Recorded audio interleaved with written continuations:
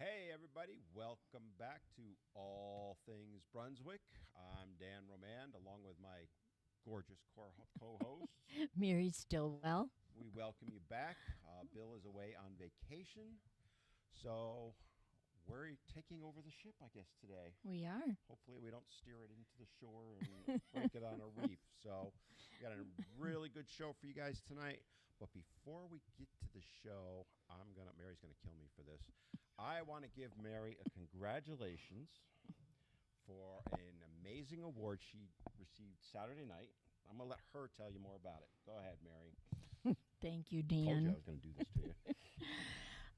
I received the Ronald Reagan Service Award, and I'm absolutely thrilled. And I just need to thank all of the folks that I work with because I love you all. And Even me? uh-huh. Oh, but not Bill, right? Because Bill's away. We can No, I love Bill too. He's going to be on a cruise. He won't know anything we're knowing right now. No.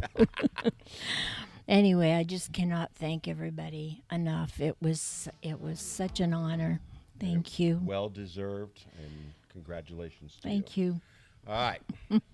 Moving on into the show, I'm going to let you Okay. go ahead. Tonight we have a very special guest, somebody who I have a great deal of respect for, have known for a while, and he has just been named a police chief in Boiling Spring Lakes, where I live. I'm very excited about that. I would like to welcome Chief Kevin Smith. Thank you, ma'am. Talk in your mic. Bring your mic right up to you. Yeah. Thank you, ma'am. You are so welcome. How about telling us a little bit about yourself? How long you've been in law enforcement? I started my law enforcement career in 2008 in the city of Navassa. I served there. In 2009, I became a K-9 officer, which I served in that capacity until 2012. In August of 2012, I started as a patrol officer with the city of Boiling Spring Lakes. Over the years, I have moved from patrol. I was promoted to corporal, detective sergeant, was then promoted to captain, and now I've been promoted to chief. I've been there since August 26th of 2012. Awesome. So, Congratulations. thank you. I Yes. appreciate it. Yes. Yeah. Very exciting. Kevin was around when I was doing special events for the city of Boiling Spring Lakes, and that is how I came to meet him. And I am very, very happy that he is now our chief. I know that you're going to do great work. Yes, ma'am. Thank you. I'm excited. And that's exactly what we need in this day and age. Yes, ma'am. So, what made you become a policeman? Why did you go Well, into law enforcement? Since far back I can remember the second grade, when we were doing career day and we were talking about careers, I wanted to be a police officer, and it's just kind of stuck with me over the years. It's a sense of service. I want to serve others.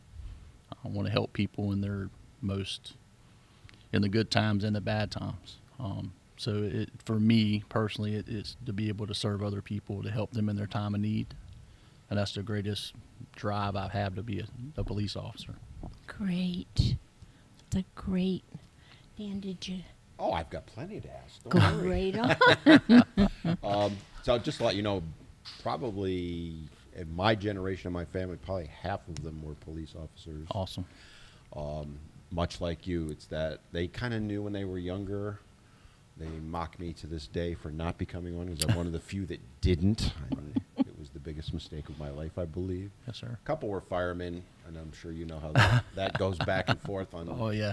Saturday evening family get-togethers. But, you said you started in, I think, 2008. Yes, sir. So you're 15-ish, give or Yep. take, years in. How do you feel things have changed in just those 15 years? Just my little bit of time in this career,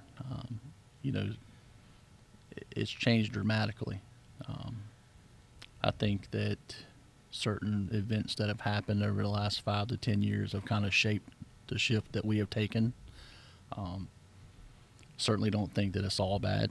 Accountability is not a bad thing. If it takes us to be under the magnifying glass a little closer, then that's fine. It just makes, accountability accountability is good, on a lot of different levels. And I think that we kind of get a chance to reflect back on the things that we could improve on. Of course, there's always a couple that makes the rest of us look bad, but that's any profession, any job you Yes. have. Absolutely. It doesn't define us all, but it does have its profound effect. So, Yeah, it's unfortunate that very, very few bad apples tend to paint everyone else. And again, I will freely admit I'm biased towards police officers, very much so. I know I've done ride-alongs many times, way back. Nothing recently. I saw things, I'm talking 1970s and early 80s. Seeing what they had to deal with then, and I don't think it pales in comparison to what I think you're dealing with now. I can't even fathom yes, sir. what you guys have to deal with as a professionals, Yep. and you are professionals. Yes, sir. And that, I think a lot of people don't really keep that in the back of their minds. And you're also human beings. Yes, sir, we are. We all have families. We like to enjoy activities outside along, our careers. We like to have our family time too. We're just people. Right. For many of us, it's a calling to do this. We don't do it to get rich. We don't do it for the fame. Certainly not, yeah. We do it because we genuinely have a servant attitude where we want to serve other people and help them. So I think as long as we stay mission focused with that in mind, we'll just have to deal with everything else as it comes, and we'll just as long as we keep in mind while we do this, everything else we can kind of just navigate the waters as it comes. But as long as we always hold true to we're here to help people, everything else will fall into place. It amazes me that you guys are out there every day putting your life on the line. You have to put up with a lot of stuff, and you do not get paid nearly enough. Nowhere near enough. I just, that has always been a very sore spot with me. And me as well. It's there's very few professions where when you step out the door to go to work, you don't really know if you're coming home that night. Absolutely. And that you do that is just, you're heroes to me. I mean, I'm 58 years old and I still look up to police officers. Thank you. Yeah. I really feel that way. I freely admit I'm biased though. So We certainly appreciate that. Yes, and knowing Boiling Spring Lakes, and knowing that we did have a police officer who died in Yes, the ma'am. line of duty. Yes, ma'am. He was a good friend of mine. And knowing what you guys get paid, it just blows my mind. That's why it's never been about money. It's always been about service. Absolutely couldn't be about money. Yeah, really. It's about service, and I think that we see people at their best, we see people at their worst. All interactions with police officers don't have to be bad. Right. We Bowling Spring Lakes is a very community policing driven department. I was just, one of my sergeants came up to me today and she was like, hey, just so you know, we had one of our citizens whose dad passed and he has disabilities and he's not able to get his trash can out to the road. I stopped by his house and brought his trash out for him. Sure. And that's what we do that's just a little example, but we do a lot of things for our community that go unseen because we care about our community, we care about others, and it's not always everybody we interact with is getting a ticket, going to jail, or some kind of negative. Right. It can be positive, and that's what we push is for people to Right. trust us. You're kind of like a family out there. Yes, ma'am. I've known every police chief for many, many years in our city, and most of the guys that worked on, and gals that worked on the police force, I don't think I know hardly anybody anymore. I am literally the last person left. I figured you were. Yes, ma'am. You're the last one of the group that I knew. Yes, ma'am. So I'm going to have to get down there and meet everybody. Please stop by. I encourage it. Yes. sign up and become a police officer. No, I don't think I'd make a good police I officer. think you'd be great at it. So, as a new chief, what are the challenges that you see that you have to face in the department? I think that we have an outstanding group of officers in our police department who I have worked with very closely. We've been together on a lot of calls. I'm very hands-on. I'm not one to sit at a desk. So I'm very involved in the day-to-day operations. Also, I get out and handle calls with them. So I think there's a mutual respect between all of us. I don't think that I will have to worry about anything amongst officers. They make my job easier because they're a great group.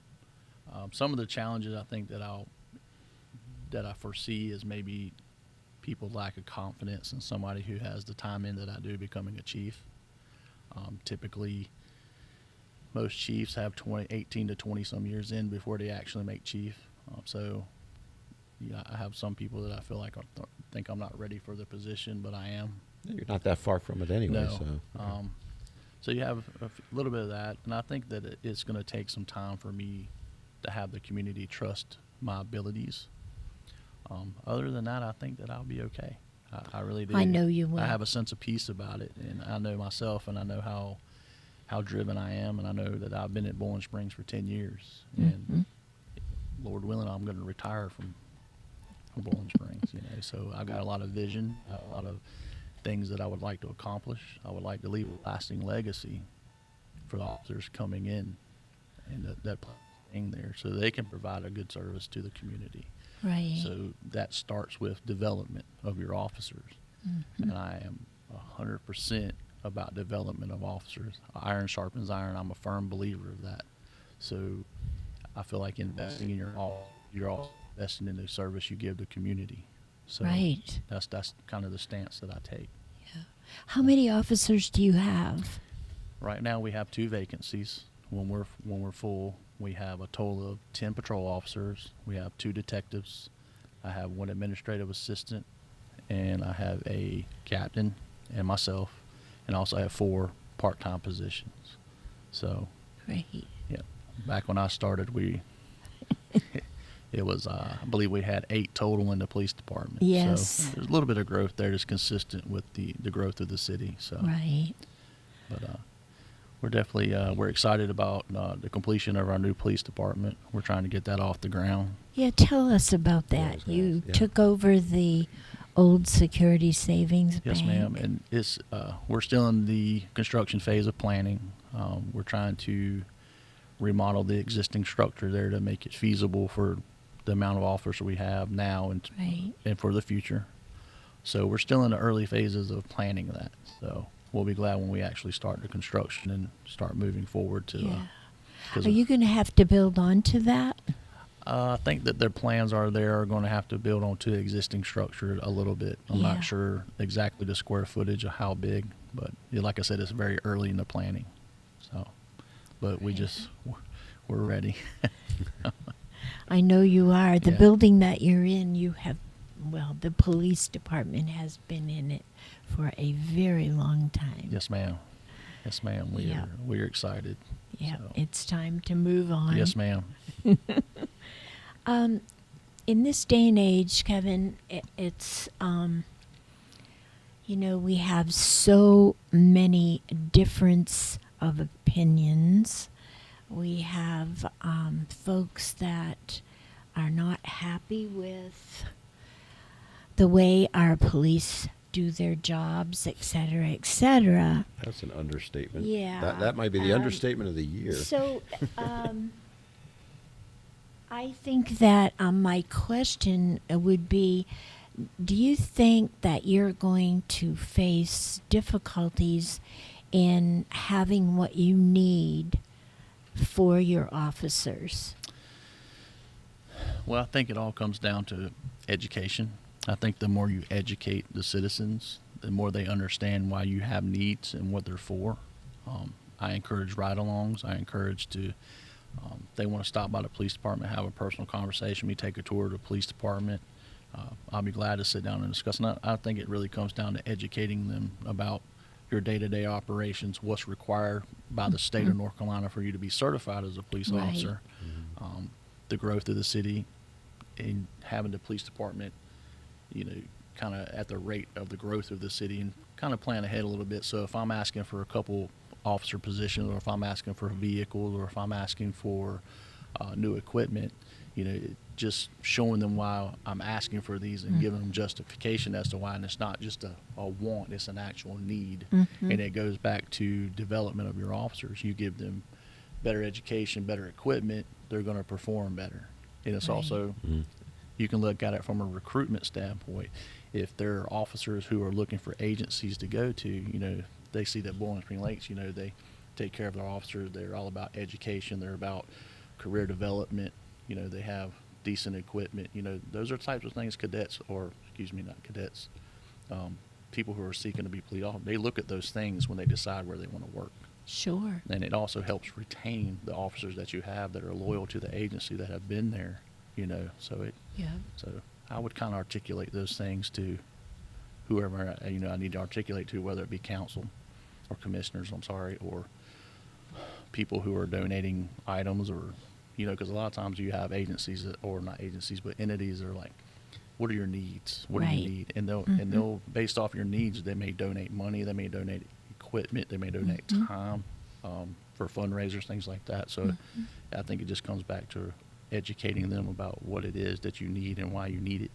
So I think that's been happening for a long time. I know when I coordinated the special events, Yes, every bike run we had, we gave half of the proceeds to the police department and the other half to the fire department. yes, ma'am.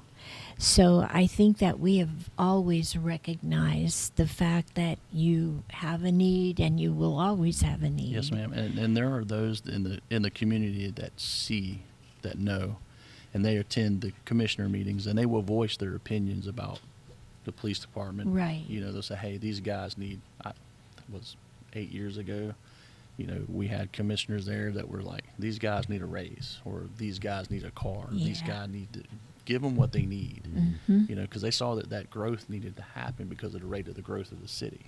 Right. So we do have those that advocate for us, and we have a huge support system with the community we're in. Like, we're in a really good spot. I'm happy to hear that. Yes, ma'am. Because it has not always been that way. No, ma'am. So No, that's perfect.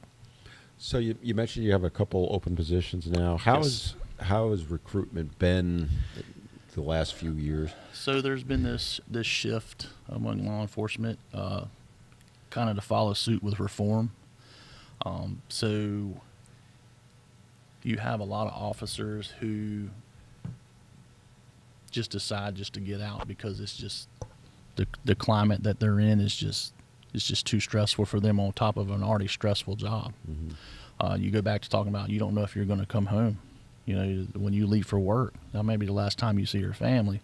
So that in itself, plus the stresses that on the job, you go out there and you're just trying to help people, and then you have this rhetoric that's pushed around about our profession, and it doesn't matter if it's true or if it's not true. It's just, it spreads like wildfire, and if you're wearing a uniform, you're caught up in it. And, so we try to navigate those waters, and like I said, if you just keep to why you do this is to help people, you'll make it. But some people, unfortunately, they decide to just back out. They're just like, I don't have to do this. I can make more money doing landscaping, or working at a grocery store, working at, wherever, and they just decided, I've had enough. And sometimes that pressure on their family, too, will make that decision for them. Oh, absolutely. They don't want to see their loved ones getting ridiculed and talked about because they know the sacrifices they make. They know that, hey, I'm going to miss my son's ball game or my daughter's ball game. I'm going to miss this. I'm going to miss that, because they're out here protecting people, and they're willing to take a bullet for people they don't even know. Right. So sometimes they succumb to that type of stress too. So it's unfortunate. It really is. Really, I often talk with people about police officers, and I think most of them don't even realize you guys are on call 24/7. Even though if you're off, you're on call. Absolutely. You don't get holidays off. You might have to work overnights for long periods. I remember my one cousin was on overnights for 10 years. Yep. That's just the way it worked out for him. Yeah, the first 7 years of my career, I worked nothing but night shift, and it gets tough. It's very hard. It gets tough. It's tough, not just on you, but your family. As Absolutely. you mentioned. Absolutely. And like you said, you might miss your son's ball game, your daughter's whatever, and I think that the public, and correct me if I'm wrong, the public has lost sight of that, I think, a little bit. Yeah, I think that the climate, since things have happened a couple of years ago, I won't get into that whole part of it. We all know what that was. Right. Yeah. So I think since that shift, it's put a lot of that rhetoric that's getting pushed around social media, and somebody just has to say it and send it. That's it. Yeah. And it has such a profound effect, and I think that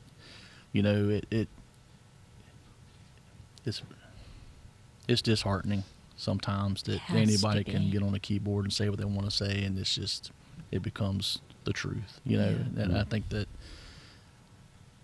And you know, when that hits a lot of major social media outlets, you know, law enforcement officers who are already struggling, you know, who are already beating themselves up. Why am I doing this? Right. They see it in their face everywhere they turn, and they're just like, you know what, this isn't worth it anymore. I'm just gonna, you know, retire, or I'm just gonna do something else. You know, which is unfortunate because we lose a lot of good people. Yes. And That it is seems so to be, sad. maybe I'm wrong, but it seems to be the good ones are the ones that primarily are the ones leaving. The Yeah. ones that have been there, like about your time, 10, Yeah. 15 years, the backbone, if you will. Yeah. That's the ones that are leaving. Yeah. The previous chief and I have had this discussion several times because he was a 30-year officer. You know, he did it for 30 years, and I would always love to have those conversations with him, like, how was it when you started? Mm-hmm. You know, and he would explain to me, you know, he came in about the time of the Rodney King. So he said, hey, you know, this was going on when I got into law enforcement, and then I seen a shift, and then it got better.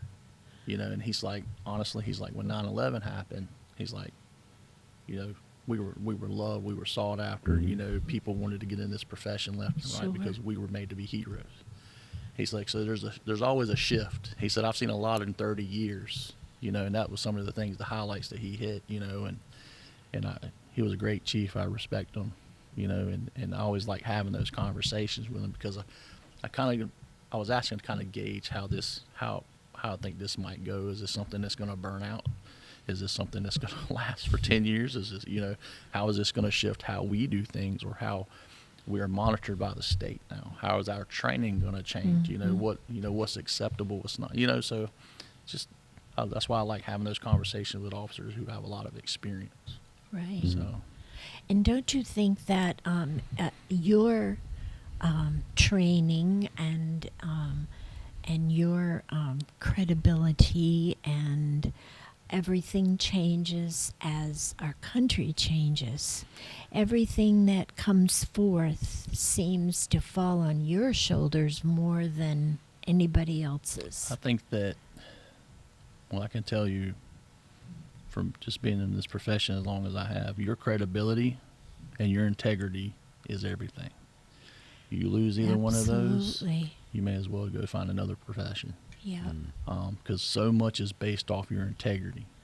Right. So, and that's hard for some officers who are frustrated, who have to navigate these waters, and sometimes is what is a thankless job. But for every one or two that's thankless, you know, there's 8 more standing there to appreciate what you do.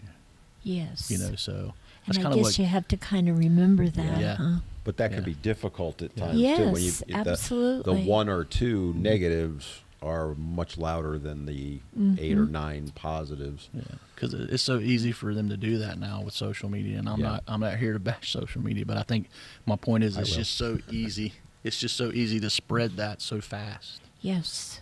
And sometimes it's ratings for certain networks, or it's, you know. And that's the thing is the people pushing those agendas a lot of times are doing it for their own profit, not for social change Right. or you know, more accountability, whatever word you want to use. They're doing it Or to to get make more themselves clicks, look good. or to make themselves look good. And I actually, just to throw my 2 cents in, I think the pendulum is swinging back. I think that, you know, it swung way one direction a couple of years ago, but my 2 cents and my feeling is that it is starting to swing back. Absolutely. It's going to take a while. Absolutely, You know, and I see that shift myself. Yeah. But you know what was nice is even in our community, when we were, sometimes when I wasn't even in our community, I was out other places. The people in the communities would still come up and say, "We still appreciate you. We still care about you. You're doing a good job. You know, don't worry about what other people say and do." You know, Yeah. 'cause, and you know, there's a lot of things that happen that I don't particularly care for, and I'm sitting on this side of the badge, you know, and I can say that there's things that I don't agree with, you know, but I'm all about accountability because I'm a firm believer that we can all improve. We can always improve, and if there's something out there that can help us improve, bring it to the forefront. Right. Let's talk about it. You know, Yes. I'm all about making myself and the officers the best that they can be. And then they're training people coming in to make them the best they can be, so forth and so on. That's leaving that legacy. Exactly. So, we're going to take a little break and pay some bills. And please stay tuned because we're going to talk some more with Kevin. So hang around.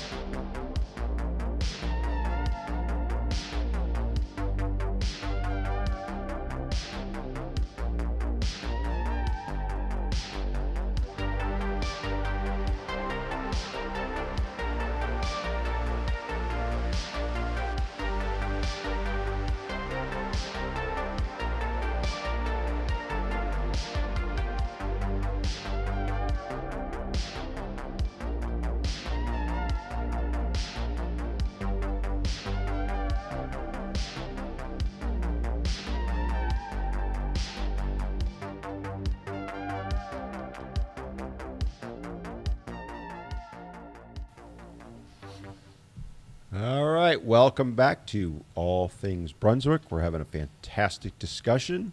Throw it to Mary because you had something you wanted to bring up.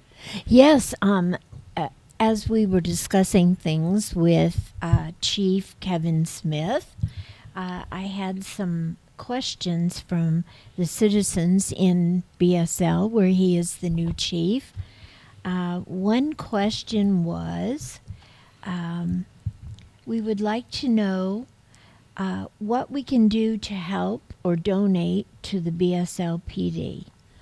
And the other one was, excellent person as your guest speaker, the BSL Chief of Police. So people are excited to have you on tonight, Kevin, as we are.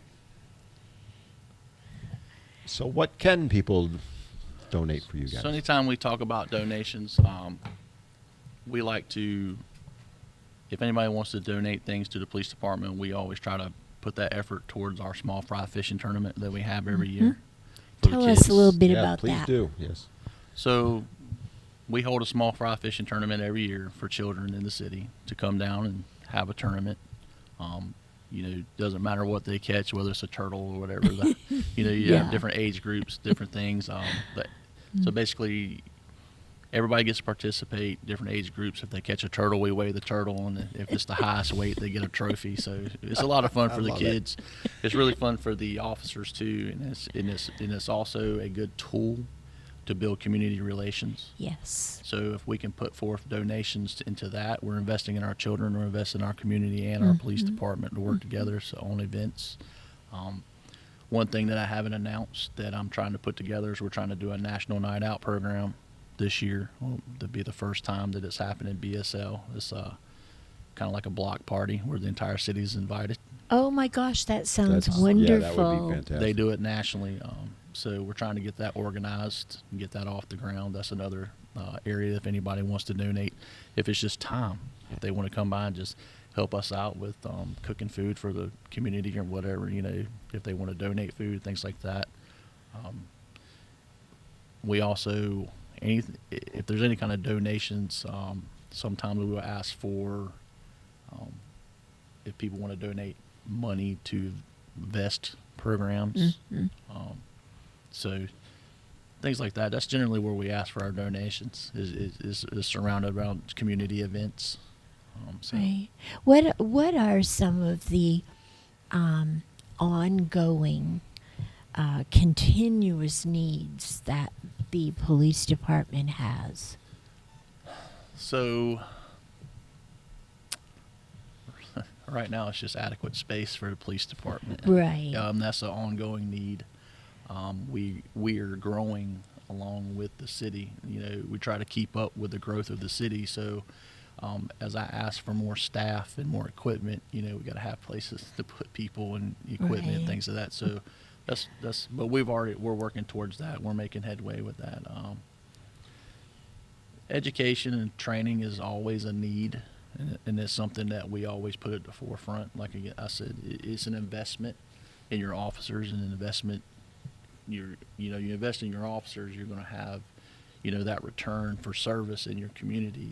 They're going to, the better trained they are, the better service you get, the more professional service you get. So sometimes, some of the training that we'd like to go to, we can't because it's, it's just, if you have two officers that want to go to some training, say out in Arizona, it could be $3,000 to send them.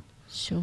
So us being a smaller agency, we can't afford to send two officers out, So it's just there's some training that we ask for that we can't really get because we can't afford it. We'd love to send the officers. We try to we send them as much training as they request, pretty much, but we try to keep it local between Brunswick Community College, Cape Fear Community College, and the Justice Academy. So that's an ongoing need. So now, what about equipment? So equipment. So we always try to plan ahead. Obviously. Patrol vehicles, vests, duty equipment to include duty belts, flashlights, tasers, anything that they would need on their daily, their daily duties. So the repair and costs and replacement of those, tasers like $1,200 a piece. You have one of those get it broken, go down. Say you got 5 officers that need them, it can get costly. Sure. So just day-to-day operations things, equipment. Do you have cameras in the cars? We actually budgeted for those this year. Great. We just last year we equipped each officer with body cameras. We felt like body cameras were more important than in-car cameras. So we couldn't do them all the same budget year.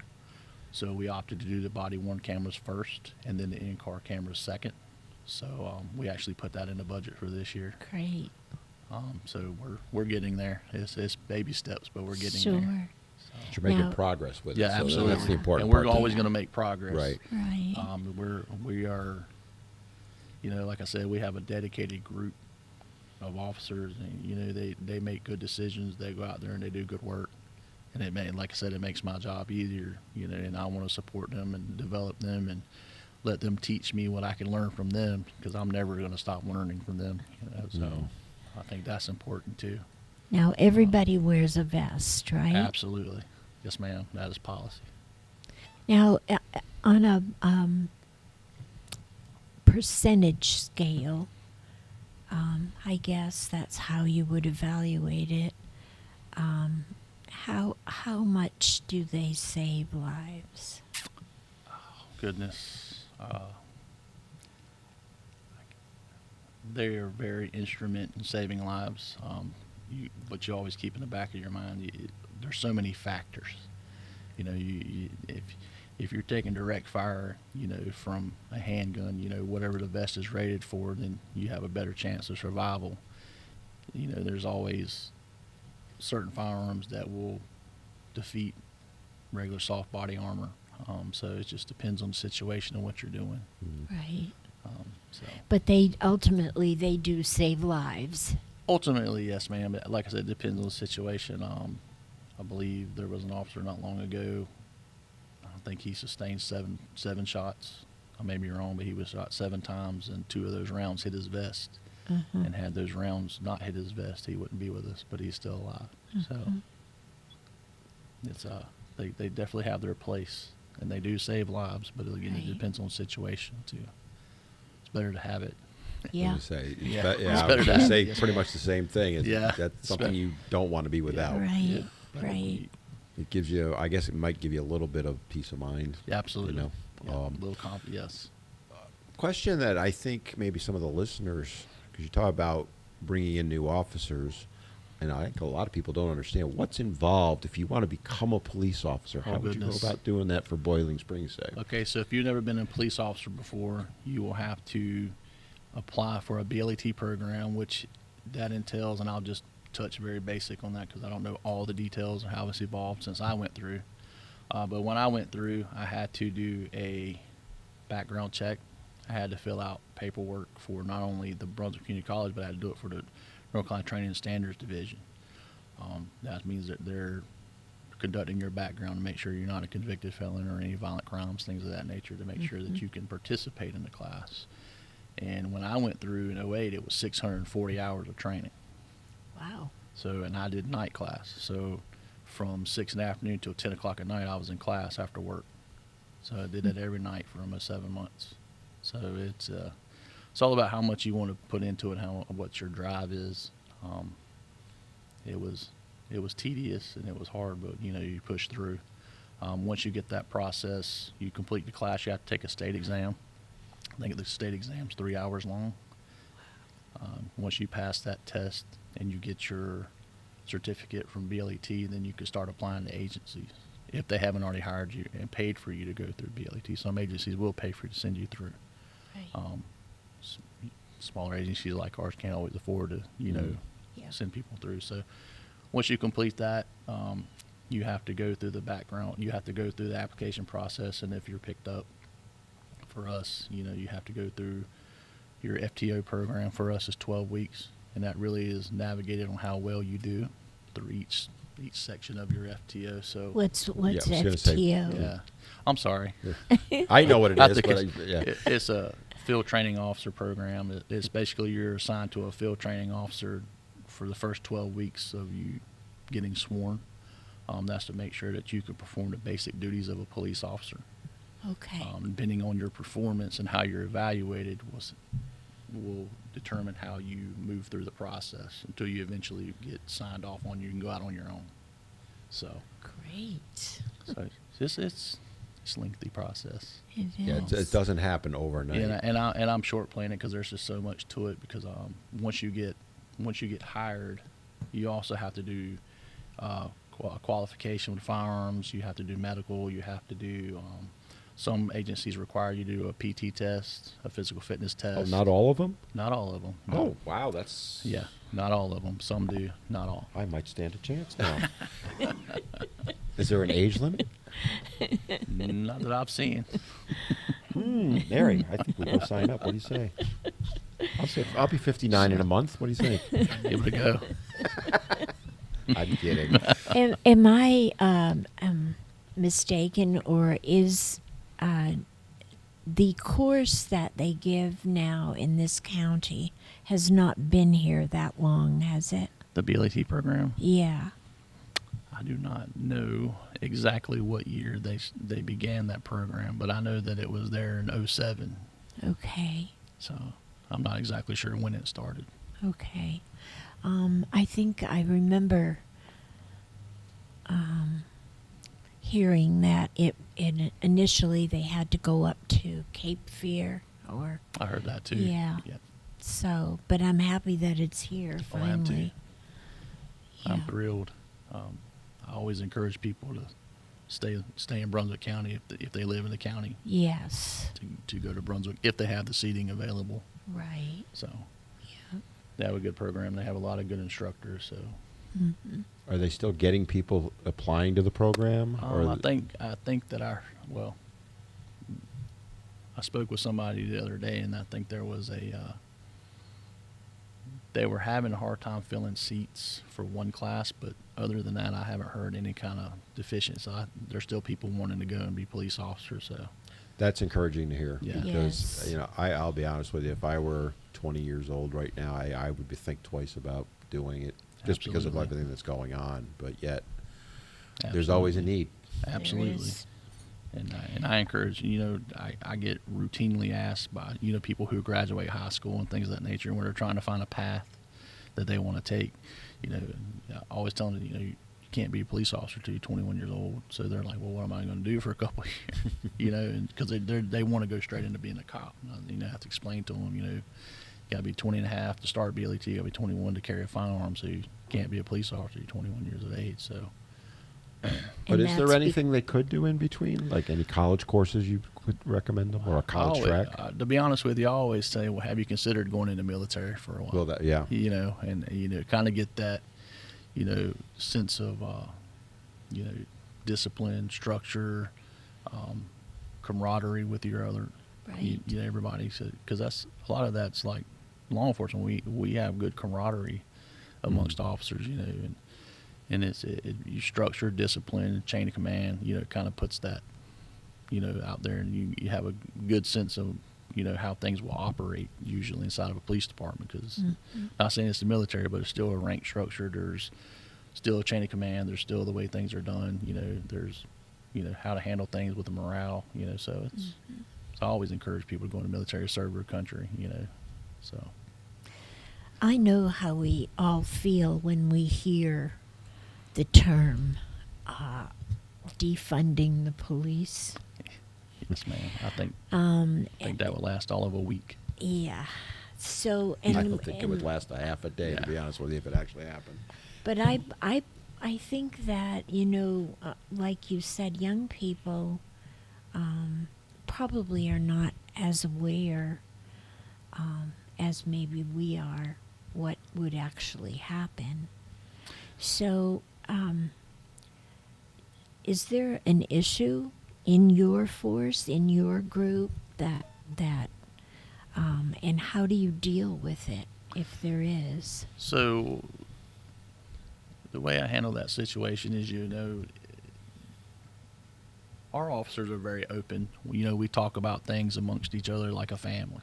Good. So if there's anything that's like a major issue, especially with that, puts our profession in a negative light, they want to talk about it. They want to get it out in the open. They want to talk about it Right. and see, what are we doing about it? So and a lot of times I'm like, okay, let's think about this logically. If they defund the police, what do you think's going to happen? What's your first instinct?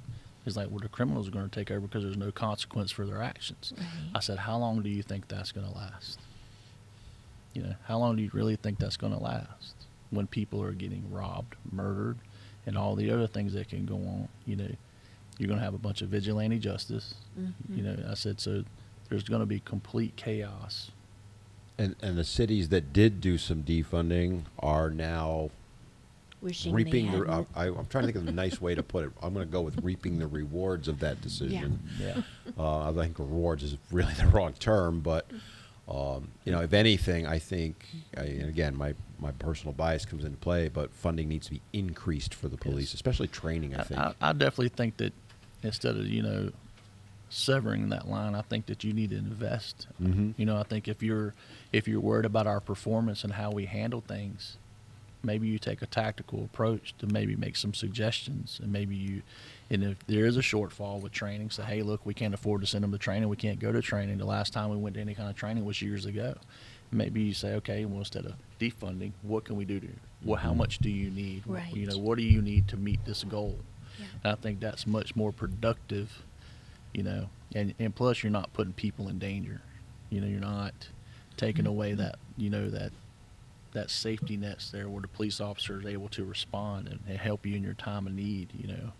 And innocent people are getting hurt and victimized. So. I think the other thing that I think I wish more of the media would do, when you mentioned them earlier, is ride-alongs, because you get a true feeling for what the day is like for a police officer. Yes. People think you just drive around a car all day long and that's it. It is far different than that. And I encourage it anytime that, you know, our ride-along program is very, I won't say lax, but it's encouraged. And we allow citizens to ride up to 4 hours at a time. Really? Okay. Wow, that's 4 hours at a great. time. So, you know, they get to see, and we do that so that they can see the types of calls we have. Yeah, Bowling Springs is I think our population is close to 7,000. Yes. Last census. So but we're 24 square mile city. So we have a lot of rural areas too, but we also have a lot of transient traffic. Yeah. We also are 90-some% residential. So we have those different types of crimes that occur. You know, we're small and we still have the same types of crimes that go on in the bigger cities. Yes. It's just not as frequent. So I think but we have a little bit of everything out there. we do. We absolutely do. And I spent 5 years in investigations, and I tell you, I've worked every case there is. Sure. You know, and it's, you know, smaller agencies, you have the opportunity to wear a lot of different hats, and I think it makes you more well-rounded. Right. You're able to respond and work different types of cases. Even at a patrol level, you have a better grasp, and, you know, you're more well-rounded than some of the larger agencies where, you know, you're dedicated to just patrol and that's all you do. Where our patrol officers, you know, if they choose to take and work a case, like a misdemeanor case, you know, they catch the call, they work the case, they see it through to the end until they get charges, and then they go to court. So they get to do the whole process. Right. That's great. Yeah, I would think that they would like to be able to do that. And they do. You're gonna learn They more. enjoy it. Yeah. Some officers have a hard time handing off your reports because they want to work them. Well, they're taking accountability for Yeah, it. they You want that. they want to see it through to the end, you know. So they're very eager. I think that's fantastic. That's you know, in the bigger cities, like, you can't do that, obviously. Right. But how many on an average day? And I know it varies all the time. Would you say how many calls does a patrol officer take in Boiling Springs? In a 24-hour period, they can answer anywhere from 4 to 20 calls. Yeah, It just depends on what's going on. I think Wednesday seems to be, for whatever reason, our busiest day. Really, Wednesday, not Friday Not nights. Friday or night, no. See, most people would think Friday nights. Yeah, and it changes from year to year. I mean, it's some years when you go back and look at the stats, it's Wednesday. The year before that, it was Thursday was our busiest day. So it just whatever happens, you know, we kind of What is about Wednesday? I don't know. That's a nice little fun fact. Oh yeah. Well, we are getting close to ending our show for another week, but I would like to ask you, Kevin, what would you like to see for our city as chief of police? I would like to see the police department and the community grow together.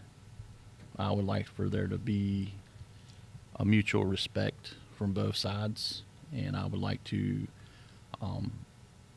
educate, but I would also want to see people who want to be educated about what we do for a living, not just what they think we do, what we actually do. And I encourage that from any citizen that lives in Bowling Spring Lakes or outside of Bowling Spring Lakes who's curious about what we do on a day-to-day operations. Feel free to come by and see me. Great. I'll be glad to educate them anyway. If they have any concerns, I want them to be able to come to the police department and say, hey, look, I got some concerns. This is what's going on. So I want to have that communication as well. I look forward to leading the men and women that we have. We have a fantastic group that are only going to do good things. I look forward to the police department being completed. I look forward to the growth, not only the community, but the police department as well, and trying to leave a legacy of officers that, you know, want to come in and do this job and serve their community and serve others. So I think that we are very fortunate to have you. well, thank you. Congratulations and welcome as you. chief. Yes, ma'am. Thank And you. I want to thank you so much for being on the show this Thank you for having evening. me. Appreciate We're it. going to take a little break and pay some bills, and we'll come back and say sayonara.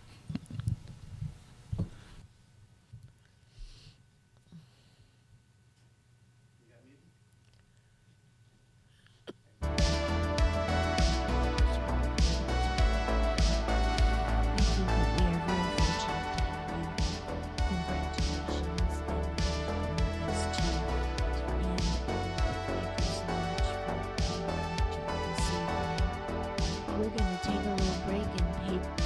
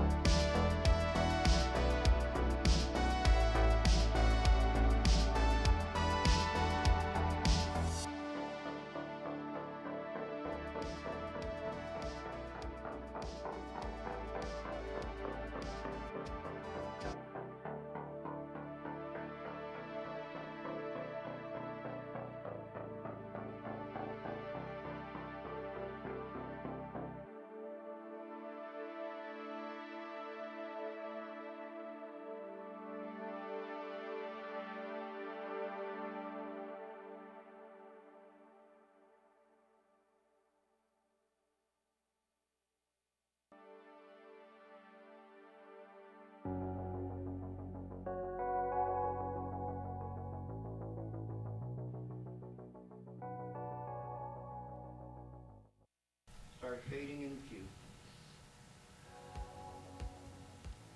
All right, welcome back to All Things Brunswick. We got a few minutes left, We do. so what would you like to? You have I'm so impressed by our guest this evening.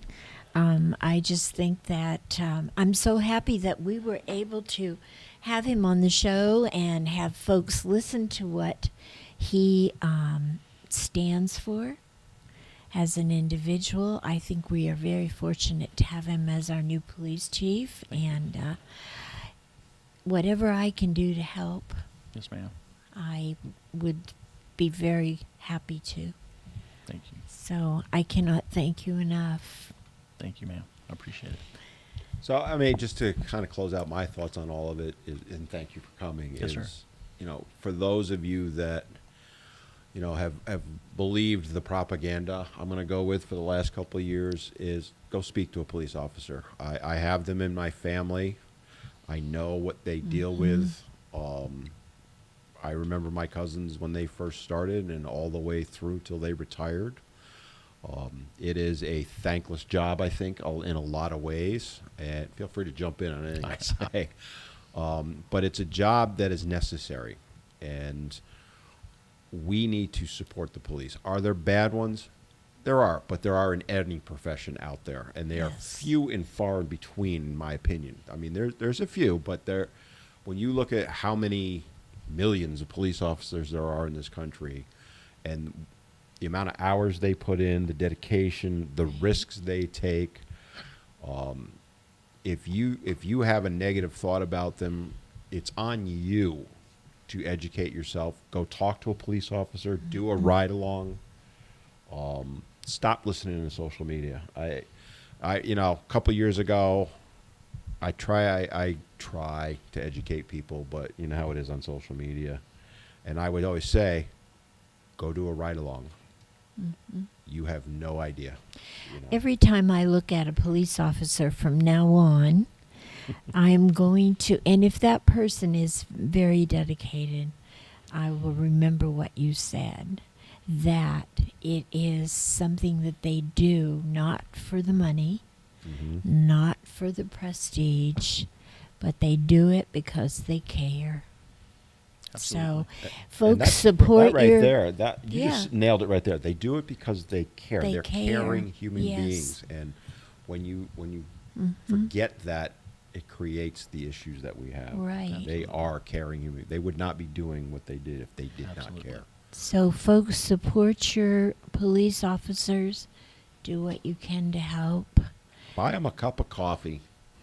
They deserve it sometimes. Absolutely. I've done it many. I've actually done it many times. Yep. You know, if I'm wherever, and a couple, probably about a year and a half ago, there was a police officer behind me in one of the things, and I bought his coffee, and he kind of did this with his coffee, and he appreciated it. You know what? If I did that for his day, Sure. as a you know, Sure. it's a That- minor that- thank you for me. That happens quite a bit, and we are very thankful. We are. You deserve it, We, you yeah, know. we do. Often we don't know who pays for it, but we'll eat lunch somewhere, and somebody will come up and say, "Hey, your bill's taken care of." Well, who paid for it? Like, they said, "Don't worry about I'll it." let you in on a little secret because I've done it too. Yeah. Is you can go to say a Dunkin' Donuts and say, "Here's $20." Every cop that comes in, Mhm. I'm buying Yes. theirs until it's gone, and Right. they Yeah. will do it. Yes. Awesome. They will Yep. do it. So Well, we certainly appreciate that. yeah, and and firemen, same thing too. I've done it for firemen also, Absolutely. so they deserve it just as much. But anyway, got about a minute left, Mara. Okay, well, thank you so much for joining us. All Things Brunswick will be back next week. We got a good show next we week. have a great show again next week. We're going to be talking to some small business owners and discussing with them all of the things that they have to deal with in this economy. So, And I'm a small business owner, so I'll be chiming in because usually I sit here and say nothing for the whole time. and but- we miss Bill. Bill who? We, Bill, we Bill? hope Who's that Bill? he's I never having heard a of good Bill. time. You mean that old guy that sits down on the end there? We don't miss him, no. We miss you, Bill. I know you're listening. We do miss you. Have an awesome cruise and an awesome vacation. Right, he Don't bother coming deserves back it. anytime soon. We got this. All right. And I have to give a shout out to TK and Greta. Thank For the you. outstanding work they Yes. did. All right, close it out. Good night and God bless. Thank you.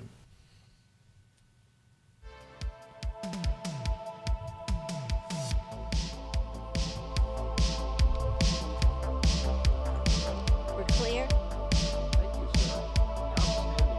Oh, yeah. It was really